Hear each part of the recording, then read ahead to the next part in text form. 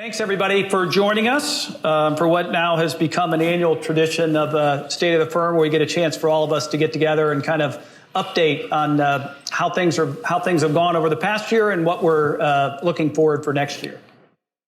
Since so many of you are new to the room, I thought I'd kind of share why did we start this State of the Firm. There's really a couple of purposes. First and foremost is celebration and gratitude. We're all incredibly fortunate to be able to work together, work with people that we like, work with people we enjoy, to work towards a purpose that we find meaningful.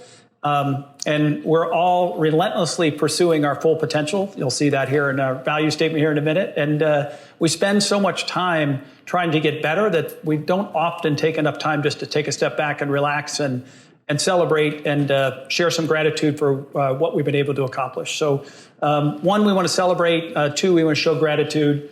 We're going to go over a little bit of 2018 performance, share some of the highlights. As the firm gets a little bit bigger, we get less and less into the details and more up into some of the higher level things. But I think it's important for us to look back on what we actually set out to do and what we were fortunate enough to accomplish over 18. We're then going to talk a little bit about our shared vision going forward.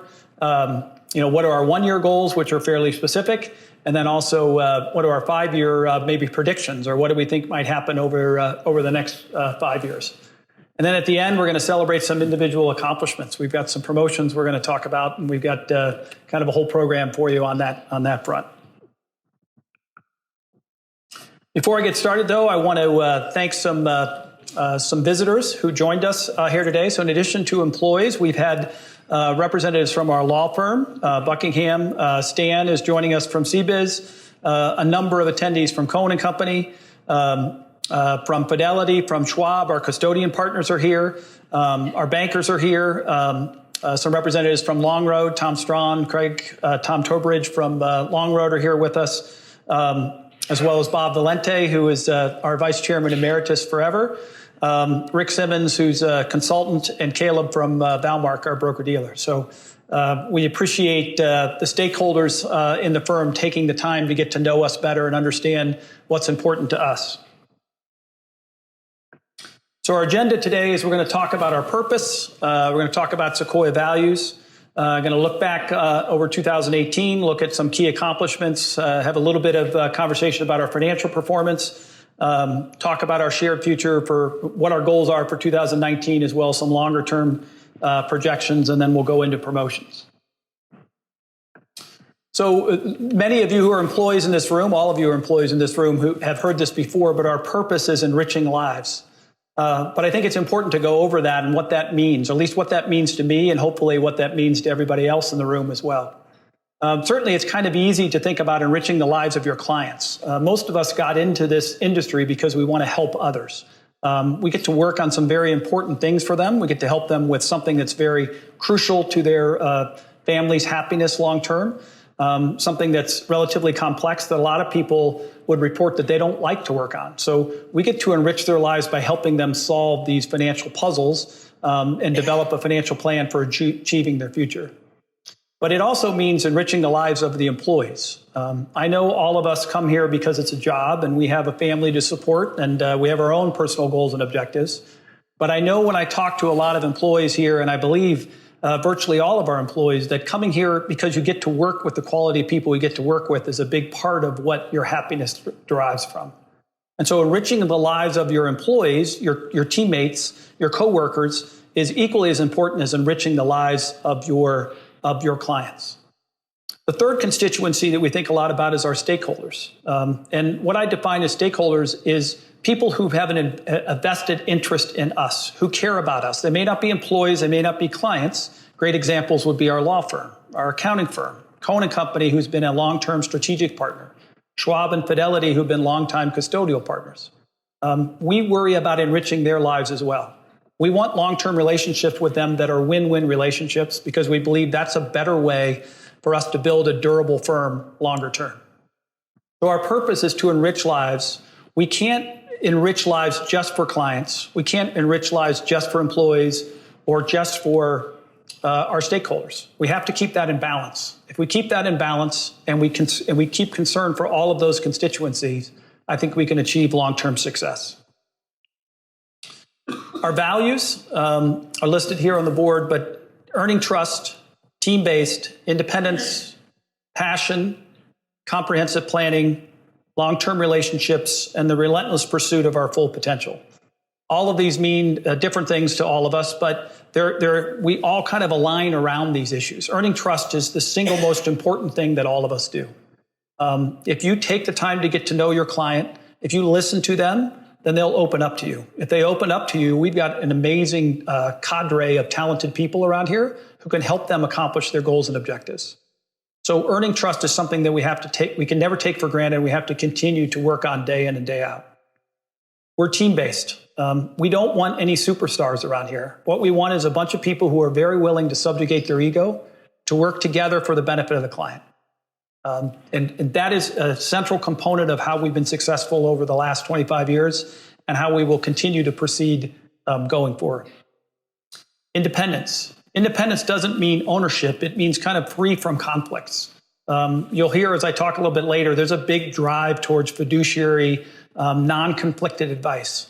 We want to make sure that we're always in a position to be independent and give our best advice. Passion. Passion is about the energy that you bring to work on a day in and day out basis. We never want to lose. We never want to lose to a client engagement, because we believe we can help them better than anybody else out in the industry. If we don't have that passion, if we don't bring it in every day, then we'll quickly atrophy and not be the same kind of special firm that I think we've built so far. We never want to lose a new employee. We want those employees to understand what is so special about us, and we want them to want to be part of our organization. We have to bring that passion to all of those relationships. Comprehensive planning. Planning is the basis of all of our engagements. We understand that planning takes longer. We understand that it's cumbersome. We understand that many times people don't want to go through it up front. They just want to give you money and start investing it and make me a lot of money. But if we're able to take the time to get to know them, to understand the broad suite of objectives that they're trying to accomplish, we think we build better, more durable long-term relationships that way. And over time, we really want long-term relationships, which is the next value that we have here. We believe that we'd much rather make it slowly over a long period of time than try to have big transactions or have big activity happen in any one single year. The relentless pursuit of our full potential is probably the favorite value of everybody I talk to. We never want to take things for granted. We never want to feel like we haven't accomplished something, or that we haven't, like nothing's good enough. What we're looking for, though, is to consistently try to do better for the clients. If we consistently try to improve just little by little every day, if we look at every interaction with our customers, whether it be digital, whether it be over the phone, whether it be a face-to-face meeting, as an opportunity to improve the trust that they have in us, to improve the confidence that they place in us, then we're consistently pursuing our full potential. It doesn't mean that we're going to try to compare ourselves to other firms in the industry. You all know what your full potential is. If you push for that full potential, if you consistently pursue that, we'll be a better firm because of it. So what do we do in 18? Probably definitely the first place to start is our digital future. We did a digital culture shift. We changed the way we think and how we work. We virtually eliminated paper over a 24-month period, with a lot of that happening in the last 12 months. We made a huge commitment to extensive training. Before we go any further, though, I do want to apologize about all the training. I understand it's a lot, especially the LJPR people who conveniently sat here at the front table so I can look at them. It's hard enough for all of us to learn the technology migration that we are going through. We can share in some of the excitement. We kind of looked at our technology over the history and we thought, gosh, it could be better. And so we were ready for the training because we wanted it to be better. But the LJPR people, like the RAV people before them and GHD, we kind of forced you into this new training. And RAV, we forced you into new training, and then we forced you into more new training. So I understand and I appreciate all the work that everybody's gone through to learn the new systems. I do think it's critical, though. I do think we have a responsibility to get digital, and we have a requirement to get digital. Our clients are expecting to be able to easily interface with us on a digital way. You can't go to an industry conference without hearing comments about how far are you on this digital migration. And so it's important. It's an important objective and one that we'll continue to invest in going forward. I do think we're ahead of a lot of our competition, but that's not the right benchmark. The right benchmark is, are our clients satisfied with the experience that they have with us? And quite frankly, that benchmark ends up being Amazon. It ends up being Google. Every client's last digital interface is kind of the benchmark they set for any other company they deal with. And we know that we've got a long way to go and continue to invest in that. We did put Salesforce in. We did migrate away from Microsoft Dynamics this year. We upgraded to more intuitive system interfaces. Everything we have is now cloud-based, so that supports a mobile workplace. So we can now work from anywhere and have access on our phones, on our iPads, on our laptops to the data that we need. Probably nobody's happier about that than John Nemisek. He tells me day in and day out how great it is that all of this information is in the cloud and how accessible it is for us to continue to move forward. There's a new phrase around the office. If it isn't in Salesforce, it didn't happen. We want everything documented there so we can then capture that data. We had a strategic planning meeting today, and we talked a lot about, we're going to get a lot of the digital data, the things like market positions, name, address, phone number, birth date. Those are good information to have. But our next step is also to build some of the relationship data, some of the non-structured data into our Salesforce database so we can begin to execute on things like artificial intelligence, things that will help us predict what next client service activities may be necessary based on a pattern of data that Salesforce has capabilities to help us with. We got workflow automation done, 20 standardized and automated case workflows. That helps us all understand how we're working, helps us get to a standardized client interface. We're not going to get there overnight, but if we can have a consistent client interface, it helps the technology team build tools around it to aid our advisors to be more productive. I think it was Schwab that was telling us if we were to get 3 to 5 of those workflows done, it would be success, and they benchmark against a lot of other firms. Trevor and Sean and the team got 20 of those done over time. So we're really happy with the progress we made, but we're just scratching the surface. We integrated Tamarac, so we have single sign-on. So you can go into Salesforce, you can log in, you can get information that comes from Salesforce, you can also get information that comes from Tamarac. We've got single sign-on for Fidelity custodial data and for Schwab custodial data. We're still working on eMoney, but that's part of our 2019 objectives. The second thing we did is invest in people. There's a lot of people on this list, so I'm no longer going to be able to read everybody out at one time, but you'll see that we invested in advisors, we invested in CSAs, we invested in leadership and for future growth. Something that we've always been willing to do is invest ahead of the curve. If we try to run at 100% capacity or 102% of capacity or 110% of capacity, it may help our short-term earnings, but it's not going to allow us to build a durable long-term firm. We have to invest ahead of the curve. We're not a manufacturing environment. We don't have to go buy mills or build big new plant and equipment, but we have to invest in people. And if this list ever gets to the point where there's not many people on it, you know we've stopped investing. And we don't intend to do that. We invested in leadership. And this is something that probably, quite frankly, we were a little bit behind the curve on. As the firm grew, it became more and more difficult for leaders to engage with the rest of the team members and help them understand how their career goals and objectives were tied to the company's career goals and objectives. So we set out to create company-wide goals, and I'll share those with you a little bit later as we go on.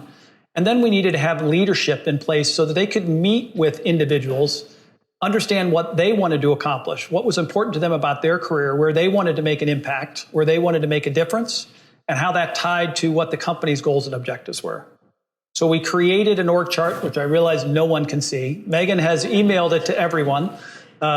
Trevor says you should bring your laptop to every meeting. So if you don't have your laptop, then you can see it when you get back into the offices. But this has been shared with everyone in the past, so we'll share it again. But the org chart now, we're going to talk a little bit about the divestiture of the pension business. So clearly the most significant thing here is that the pension business is no longer on here. But we're organized around the way we go to clients, the way we go to market with our client service. So we have client segmentation for family wealth, wealth management, financial advisory in Florida. And then on the next page, which again, I know you can't see, but it is emailed to you, we have kind of some of the support services, like the chief financial officer, the chief technology officer, the chief growth officer, chief of staff, and the HR. We have been, since I started the business, we have been working on getting my name out of more and more of these boxes. This was another successful year of getting my name out of more and more of these boxes. My name is still in some of these boxes. And when you see our goals and objectives for the year, you'll see that that continues to be our objective of getting me out of some of those things. We made great progress, as an example, in finance with John and Ryan and the work that they're doing. As they continue to grow, they'll get my name out of that box. A big objective for us this year as HR is to get my name out of some of those boxes as well. We also increased our commitment to M&A and strategic focus. All that we do relating to M&A is to get us to gain scale so that we can continue to grow in the target markets that we want to be in. Probably the most exciting event for the company history on M&A has been the merger with LJPR. And we're extremely excited that we're 75 days into this merger, and so far everybody still likes each other. I mean, everybody showed up except for Matthew, who stayed in Denver for because he got stuck with the airplane. Everybody showed up for this event. We couldn't be more excited, and I could stand up here all day and tell you why I think this is going to be a particularly successful merger, but I want to limit myself to three. First is the depth of the team. It is incredibly difficult to find talented advisors, talented CSAs, talented support people, talented technology people, talented operations people. We got 20 in one spot. It was a fantastic coup from that standpoint that we got talented people who have some capacity. They don't have all capacity. They're not sitting around with nothing to do, so it's not like we can just ship all our client work up there. But as we combine the St. Clair office with the Troy office, and as we continue to expand out some of our distribution channels, namely Cohen and Sam and Woz, and Guns and Hoses that's already there that comes from Troy, and financial literacy, we can add more revenue in Michigan, and we have the team to do it. So the depth of team was our number one reason. Second reason is they were buyers, not sellers. So the shareholders here were not looking to do this. Leon wasn't looking for anything like this. He said it earlier in a meeting. He was looking to buy other people and have world domination until he met this group of people and felt like if we put their group of people with our group of people, we can have world domination together. We can build something better. We can build a better mousetrap. So the fact that they wanted to be buyers, not sellers, the fact that they wanted to change their currency into our currency helped us get more aligned more quickly and helped the deal be relatively easy from a financial standpoint. There were lots of logistical things, and some of them we've documented and certainly could do better next time, and we'll learn from that. But the economics of the deal, where Leon and I shaking hands saying, we want to do this, we want to get aligned, and we'll figure out a way to make that happen. If we were working for a seller who just wanted to get the most cash, that wouldn't have been that way. And then finally, the creative content to augment our organic growth. We are committed to having organic growth as well as inorganic growth through M&A. When we go to a new marketplace, maybe Pittsburgh, maybe Baltimore, maybe Chicago, and we make a merger with a firm or we acquire a firm, we want to be able to turn on organic growth. We can do that now if we have a partnership with Cohen & Company in that city, but if we go to a market where they're not, we can also turn it on with our partnership with Schwab and their advisory network. We can turn it on with our partnership with Fidelity and their advisory network. We can now also turn it on in what I would call a financial literacy mode, where we educate the marketplace or a specific target market that we're interested in and follow through, similar to what the team has done with Guns and Hoses in Michigan. Those three things really made me excited. Then you get to just make genuine friendships with the people in this room. And I have lots of optimism about what our future holds together. Second big transaction we did is the SIS sale to CBIZ. I saw Stan and Anthony just walk in. There's really two reasons that we did this deal. We think it's better for clients and better for our employees. Stan and I have long talked about the strategy and what we're trying to build and what we're trying to build for the overall ecosystem for retirement plans. We have a lot of things that they need, but we don't have all the things that we need. We have a good investment system for private client. In fact, I might say a great investment system for private client. But for retirement plans, it's different. We don't have some of the pieces of the ecosystem. We don't have a TPA. We don't have an actuary. We don't have some other pieces that team would like to have to be able to deliver the client experience that they would like to hold themselves up for. So building out those pieces was either going to be we were going to build it or we were going to buy it. And being able to allocate the capital, and both the human capital and the financial capital to do that was going to be difficult. And so we felt like we could deliver a better solution to the clients if we could plug in with the right firm, a firm that had those pieces already, so we could snap and begin to deliver those services on a regular basis. So there's plenty of other firms out there that could potentially do that. But what we then wanted was something that was better for employees. What we wanted was to give the 8 people who went with this transaction to CBIZ a career opportunity to continue to deliver more to their clients on a regular basis and be able to have the benefit of working with clients almost exclusively. They didn't have to spend time building things anymore because a lot of it was built. So now these great advisors could spend more time advising their clients and less time coming in on Saturday and building out investment policy statements for retirement plans, which are different than investment policies for private client. Finally, we had better for the employees who stayed, better for the employees who continue to work in the private client part of Sequoia. A lot of our back office people, namely our finance people, our marketing people, our compliance people, they're all very diligent. They all want to help everyone, but there's only so much they can do when 90% of their revenue roughly relates to private client and 10% relates to pension. They try to spend roughly 90% of their time on finance for private client and 10% on pension. But it gets kind of challenging to do that. It's hard to keep track of all that. So you have to pick up one thing and set it back down and pick it up and set it back down. And so we'll get a huge time dividend for those folks when they can focus on what we think we can be best in world at. So we're very excited that the 8 people who went to CBIZ can be best in world at retirement plans. And we have an ongoing, consistent relationship with them. So we know that Anthony and Stan are the 2 best retirement plan people we know. We know that Buckingham still uses those 2 for their retirement plan work. We don't have to own that business. We can still build collaborative stakeholder relationships. So when I talk about our passion and our desire to enrich lives, it's not just for clients and employees, it's also for stakeholders. If we can build those long-term strategic relationships, I think it can allow us to expand our ecosystem and deliver more for our clients. The third big thing we did, and I would call this strategic focus, is launch Longroad. We did that in partnership with Valmark and Caleb in the room. We knew that we needed to be able to offer life insurance, but with Tom Strawn's retirement, which we celebrated last year, and his movement over to Longroad, we knew that we didn't want to rehire someone to be in the life insurance business. We wanted to be able to make sure our clients got the best advice. So what originally started as Caleb and Larry and I talking about a quote-unquote co-op. A lot of people in this marketplace have the same problem. They want the expert for life insurance, but they don't necessarily have enough volume to keep that person on staff all the time. So if Valmark could build this team, and we could call on it when we needed it, and we could access them on a fee basis for the work, and we were able to keep the work that we're good at, which is understanding their personal financial plan and how life insurance and liquidity options fit into it. And they were able to do the work they're good at, which is understanding a life insurance contract and placing the insurance and going through underwriting. It would be a good partnership. So Longroad is a business we got off the ground in 2019.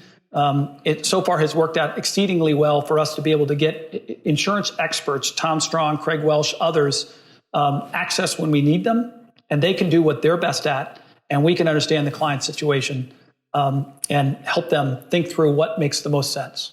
We also added a service component in that we moved all of our existing policies over to the Valmark service model. So we're now essentially paying them to service those policies. So we're sure that there's an account update that's done on a regular basis.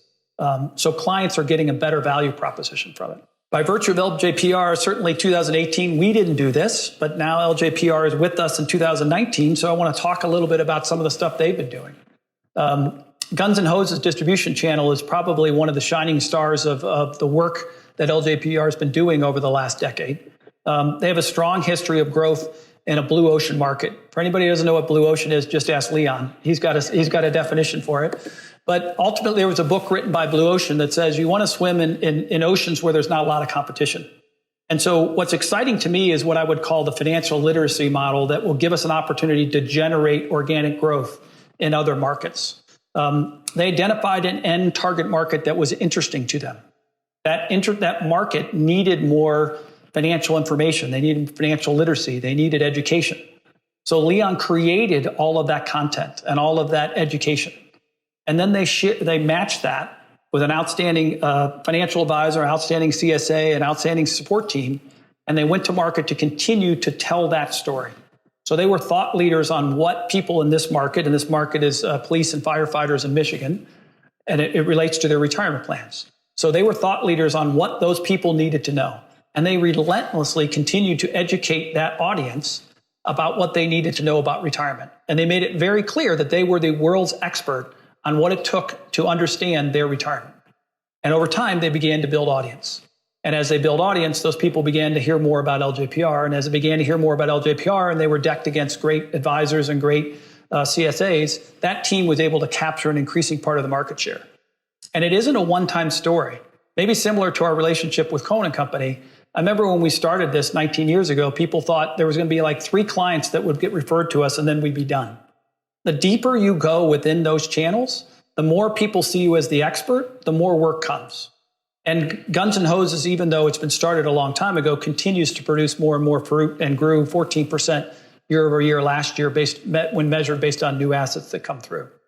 So we think this is a financial literacy channel that we can turn on in other markets. And that's some of the talk that we've been having recently about how we deploy that over a broader scale. We also grew the entire firm. So I'll talk kind of more broadly and big picture numbers. Why do we think growth is important? We think it creates opportunity for our team. We tell every new hire we talk to, if you're not interested in being uncomfortable, if you're not interested in growing, then we're not the right spot. We think it creates career development. We think it retains the best and the brightest employees. And you'll see when I talk a little bit later that I think the key to our success is having the most high quality team. The only way to do that is to create opportunity for them. I think it creates opportunity for scale, which we can leverage, which will help us combat fee pressure and reducing fixed cost. I think it also creates opportunities for clients. We take for granted how many services we provide for the typical, I say 1% fee, but that fee structure is coming down. So our average fee structure is about 60 basis points. For that 60 basis points, we continue to add more and more services. When I go to industry events, everybody talks about asset management, and I think I might want to do financial planning. It's like an add-on, something they're thinking about adding on. We add financial planning. We add estate planning. We add trust planning. We have people who help clients think about how they monetize their business, how they raise capital for their business. We've added so many services within that general fee that it's allowed us not to really have top-line fee pressure. It's integrating more services seamlessly to deliver a better value for our clients. And that comes from scale. We grew our revenues over the last year at 15%. We've grown our revenues over the last 5 years at 107%, or something roughly a little more than 20% per year. The mix between organic and M&A over the prior 5 years has been 56% organic and 44% M&A. People often ask me when I go to different conferences, do you want to be an organic firm or do you want to be an M&A firm? I say yes. I want to be both. I believe this firm has the capacity, the skill set, the depth to be able to execute on both avenues. I think both avenues add to that, right? When we do LJPR merger and we get someone with Leon's capability to be able to help our organic growth in Tampa, help our organic growth in Akron, they complement each other. And I think we want to continue to move forward on both avenues. I was at Kevin's suggestion, we were smart enough to ask some questions. What do people want to hear? And so one of the questions that was submitted to us is, are we okay? You guys keep growing, you keep hiring people, you buy firms. Are we running out of money yet? Was basically the question. And the answer is no, we're not running out of money yet. So I put back in some of the financial slides that we had before. This also may be difficult for everybody to see. But there's a couple of ratios here, and Nevin can explain them to you afterwards if anybody has any questions. But our maximum total debt to EBITDA, we think a good ratio for that is something less than 3. We measure that. Our bank covenants say we have to stay below 2.5, but some of our debt relates to retirement payments that we're making to Cohen Partners as they roll out. So I think a good number for total debt, which is what this number is somewhere close to 3. Fiscal year 2019, we're at 1.55. Our debt to equity, which is our total liabilities to shareholder equity, we think a good ratio is somewhere less than 2. We're at 0.7. Our current ratio, which is current assets over current liabilities, we think that's going to range between 0.5 to 2.5. We're right around 1.5 to 1. Our cash flow coverage, which again is something that the bank has a requirement on, it has to be above 1.25. It's actually 2.99, so almost double what the bank requirements would need us to be. And our revenue per employee, which you'll hear me talk a little bit about as far as some of our KPIs this year, is $281,000 per employee, which is up from $262,000 last year. We also expanded our commitment to employee ownership. We now have 16 employee shareholders.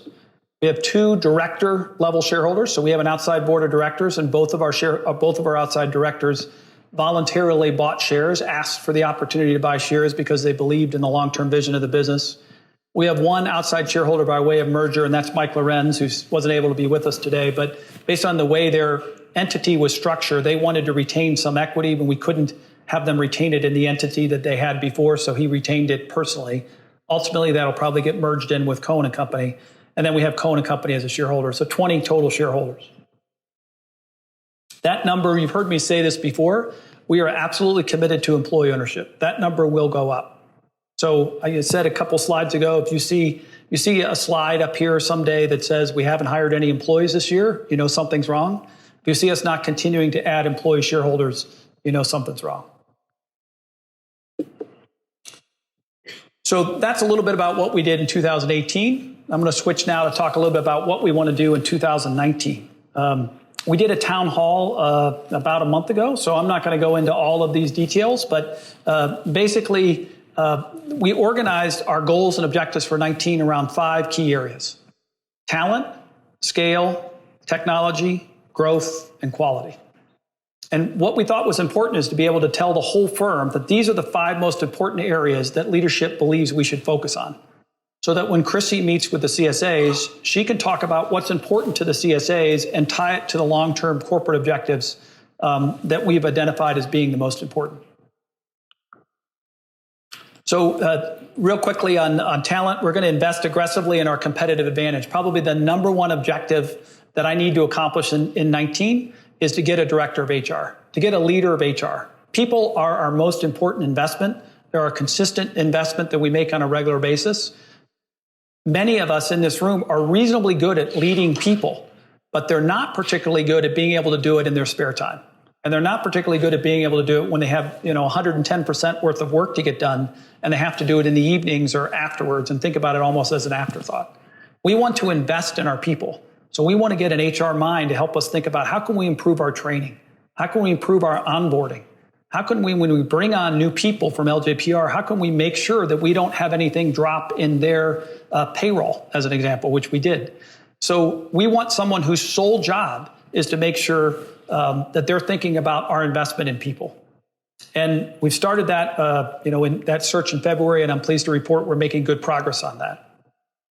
We also want to retool our compensation systems, so create scalable compensation systems, get 100% of our people, our team members on talent development programs, and expand our diversity. Diversity is something that we've talked a lot about in this room. We've talked about it in smaller groups. The financial planning industry generally is not very diverse. We'd like to stop apologizing for that and make purposeful steps to try to increase our diversity on a go-forward basis. Second major objective is to utilize our scale to provide benefits to our 3 constituencies. You heard me talk about it before: clients, employees, and stakeholders. Increase revenue per employee to $280,000 and move on up from there. We're already at $280,000, so we're kind of ahead of our goal a bit, but continue to increase that over time. That doesn't mean we want to have less employees. That means as our revenue grow, and remember our revenues have been growing at 15 to 20% per year, we believe that we can grow revenues faster than we're going to be growing the number of employees because we've made these fixed investments in technology in finance and HR that we can leverage in compliance over a period of time.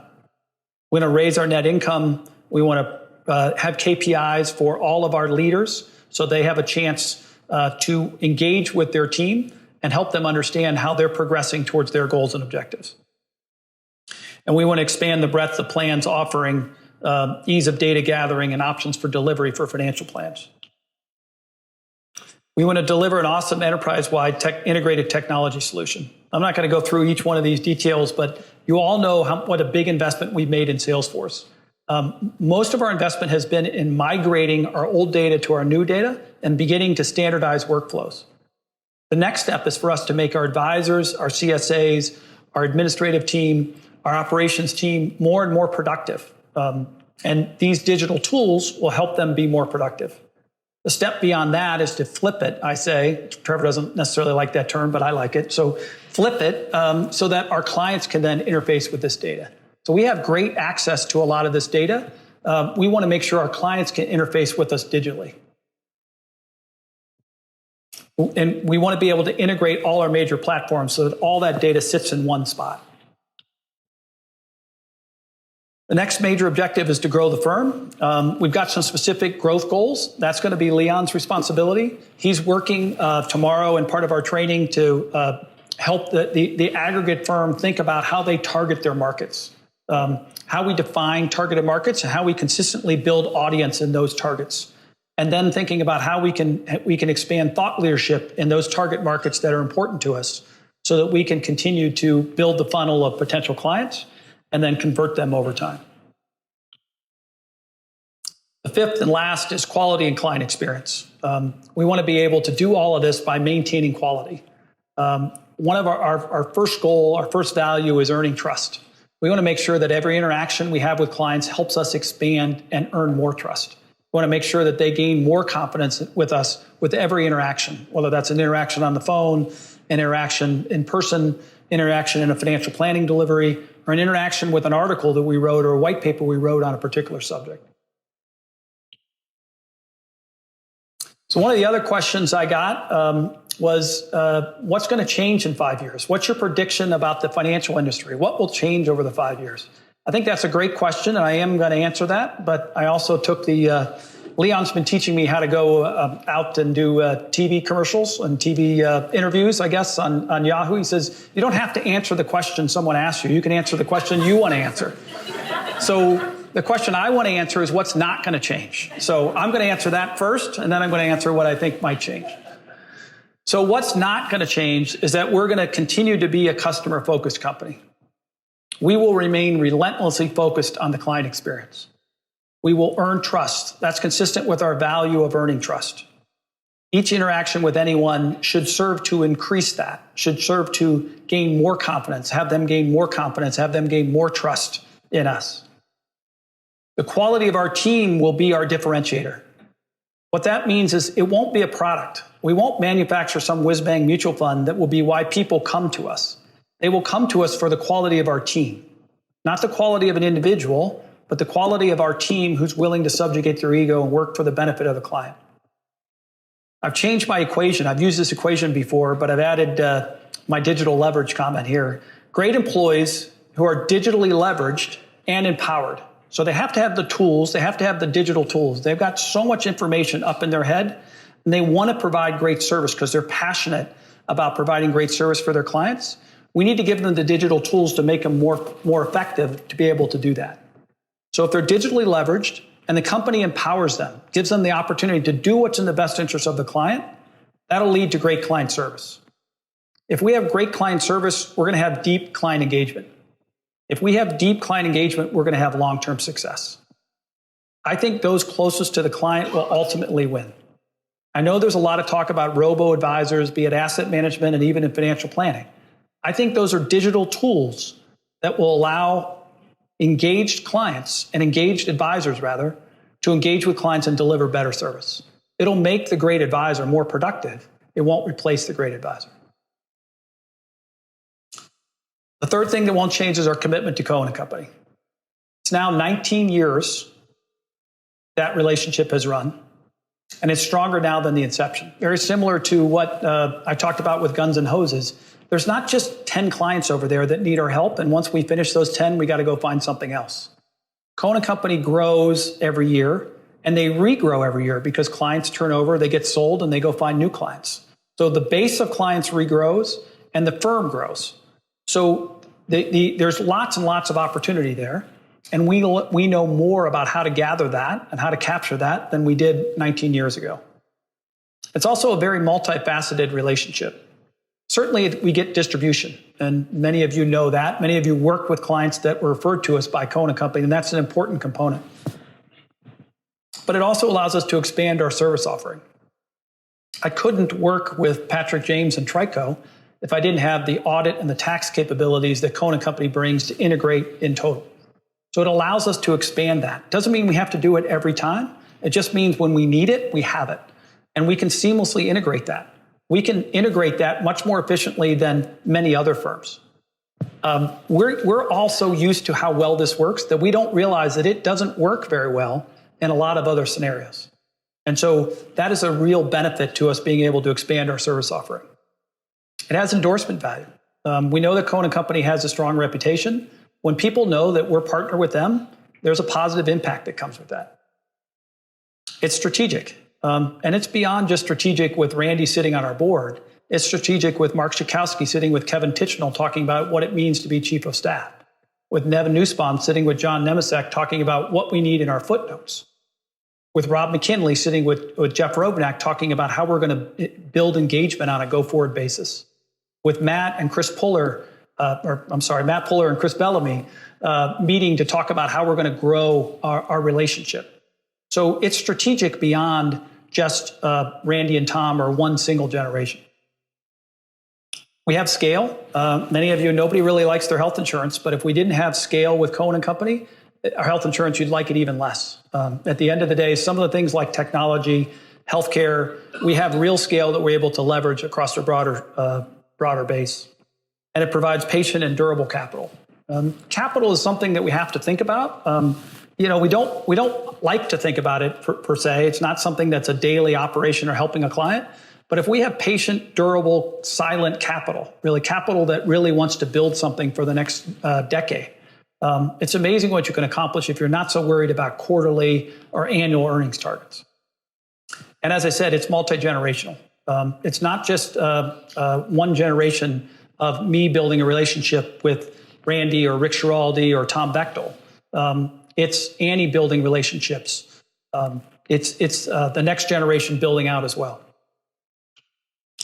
So what may change? And this is the last slide, so we're getting close to the question side. So what may change? I think fee pressure will continue. I've probably said something about this for the last 3 years.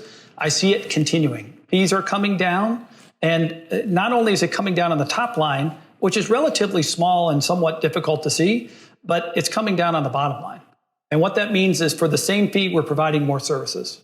There's lots and lots of surveys that say many companies are providing 3, 4, 5 services for the same fee that old line providers may be doing for just one service. That'll work for a while, but sooner or later, that relationship will turn over as well, and that will become the new norm. So I believe we're going to have to provide more services for the same fee, and that's going to put pressure on margins. I think the Sequoia ecosystem will evolve and expand. It'll allow us to seamlessly integrate multiple services to our target client and reduce complexity and peace of mind. Again, I said it earlier, I think we take for granted how good we are at putting financial planning, asset management, estate planning, trust planning. We serve as trustee for a number of clients. We provide services well above and beyond what a lot of our competition does, and we do it for the same fee structure. We don't always explain that clearly, and I understand we can always get better at that. But the fact that we're able to do it and we're able to deliver it seamlessly provides our clients with peace of mind. And that's why our retention rates are so high, and that's why I'm so optimistic about our future.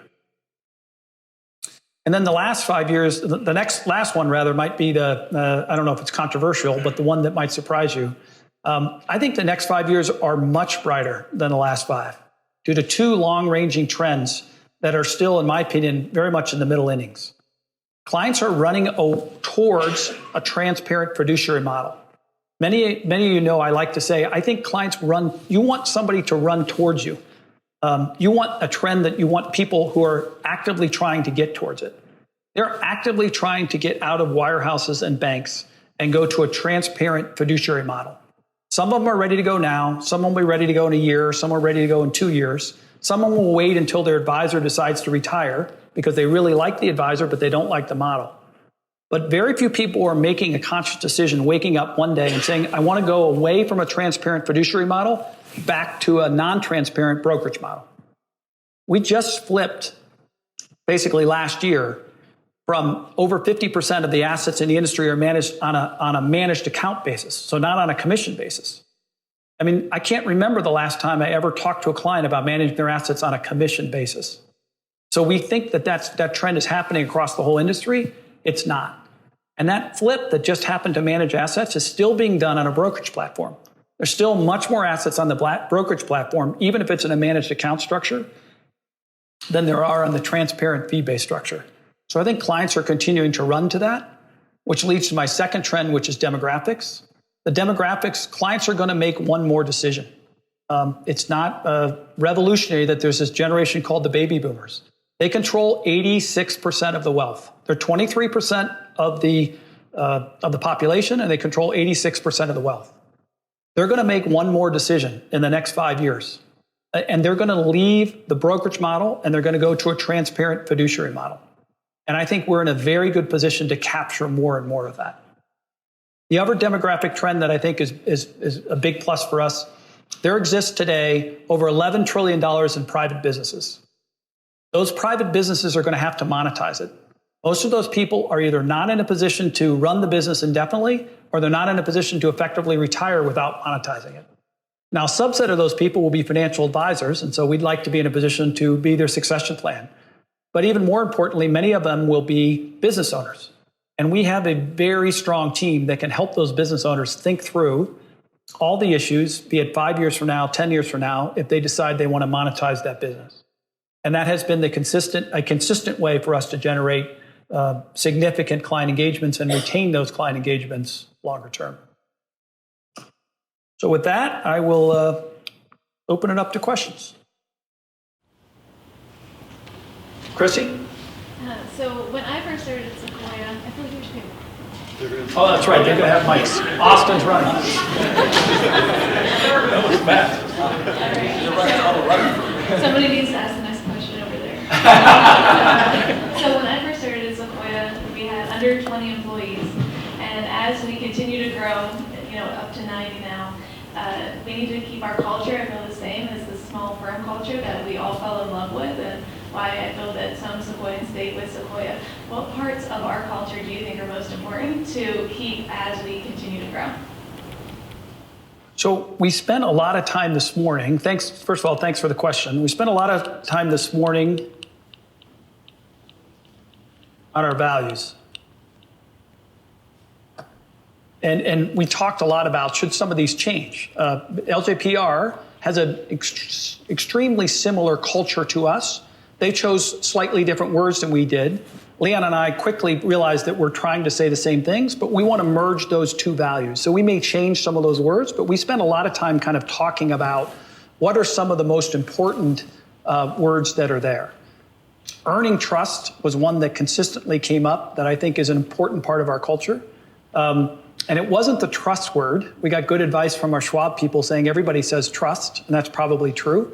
But earning that, feeling like you have to work for it, feeling like that it kind of also ties into the passion, that you're constantly looking to get better. You're constantly looking to improve the value proposition. Not that we're ungrateful, not that we don't feel like we've accomplished something, but that consistent pursuit of something more, I think would be one that's very important. And then the second one that if I could only list two would be team-based. We don't want a star system. We don't want somebody to feel like they control a particular group of clients. We do want to work together as a team. We do believe that we want to subjugate our egos and work for the benefit of the client, and that we can work better together than anybody can work individually. So if I had to list two, those would probably be the ones that I think are most important. The small company culture, I think, we're not that big yet, right? I mean, we're really not. I mean, 90 is bigger than 20, but in each office, we don't have that many more than 20. Certainly Akron is the biggest office, but I do think that it'll be important for us to have more cross-functional teams as we start to attack new things. So when we go to implement new things in technology, we probably just can't send Trevor and Sean to do it. I think we need to send, and we did a lot of this, we need to send Ann with Trevor and Sean. We need to send Chris Crehan with Trevor and Sean so that we have cross-functional teams. So you can't send me for sure because I wouldn't be good at it, but you have to send one of the advisors in that team. So we work together. That will also create smaller groups of people. And so I think that will bring back some of the small company feel as we begin to work on projects as well. We also have to let people feel comfortable failing. You know, as we get bigger, what I worry about is people don't take risks. They don't take chances. A lot of what we have is because we found something and we took a chance and worked to it. It's a good idea for us to go deeper in our current distribution channels, and I want to focus, but I also want to make sure we don't stymie innovation.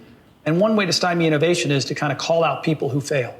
So I want to make sure that we give people opportunities to take small bets and try things, and that our culture never kind of stamps that out. Somebody all the way back there have a question, so Austin has to run. Leon's got one. That's pretty good for you, Austin. Tom, I found out today that the average age of Sequoia employees is like 40, which means that a lot of people in this room have never been in a downturn.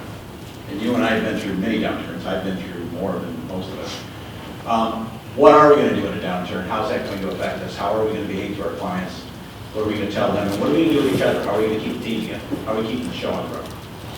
Well, I think a lot of that, so the question, in case anybody didn't hear it, was what are we going to do in a downturn? The average age of Sequoia is 43 across the employee base. The average age of our shareholders is 45. So it's a relatively young group. And Leon's point, which is valid, is that a lot of people who are in their 30s haven't been through a downturn. Now, some people like Annie, who's still in her 30s but have been here forever, she has been through a downturn, so she knows what that's all about. But you know, in 2008, we went through a downturn, and a lot of people who are in this room were here for that. So we had a little bit of an experience with it. But I think from an aggregate standpoint, the balance sheet is one of the most important things that we need to keep our eye on. We need to make sure that we're financially strong so that we, A, don't have to let anybody go, any good talent during that period, and B, we can aggressively add to people during that time.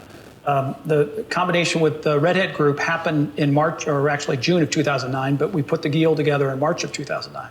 So being able to take advantage of opportunities where there's a lot of unrest and there's a lot of people who are questioning which direction to go, we were able to come together and have more scale to be able to go after the opportunity that came after that. And Chris grew, the firm grew, our infrastructure grew over time, and we were in a financial condition to be able to do that. So I think, number one, we have to be able to be in a financial condition, which basically ties to reserves. And I think we're in good shape there. That's why I showed you some of those metrics.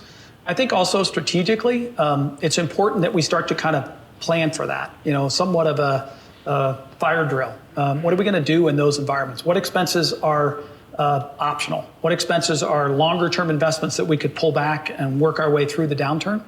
The good news is we've gotten through this change of accounting system, and so John has now kind of got his head above water. We have one more staff to add to that group, so we'll have more time for him to begin to think about fire drills and what if we have a reduction in our revenue. What expenses can we put on the hold block so that we're not we're not deficit spending, so we can continue to last longer.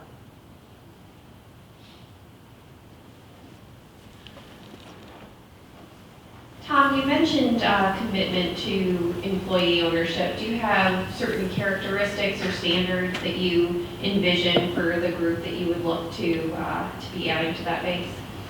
Yes.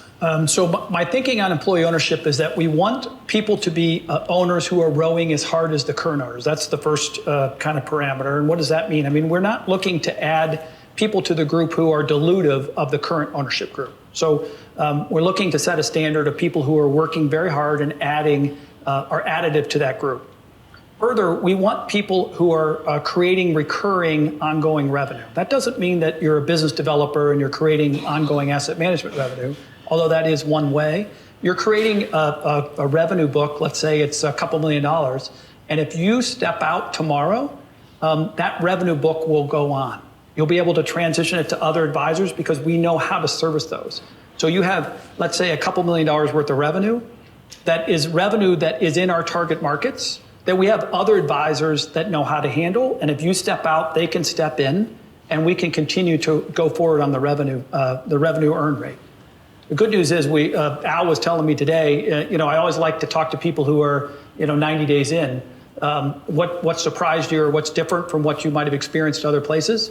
His word was shocked at how well we're able to transition clients, how well we're able to take clients that might have started with me and then went to Annie and then went to Kristen, and they continue to get the same high level of service and they continue to stay with the firm. And so the fact that we can do that, I think, is a real plus. So someone who creates that revenue base that's transitionable is an example of somebody that creates ongoing equity value. I think someone who creates a financial planning system, like Trevor did originally, to be able to, all of the advisors can use it. So we got the systems around, actually it's really started with Jerry, but we got all the systems around so that every advisor in the firm can use that planning system. So as Trevor steps out and becomes our chief technology officer and you step in, it can continue to run on an ongoing basis, and it can generate depth of client relationships that will go on well beyond however long I work or however long you work. All right, thanks everybody, appreciate it.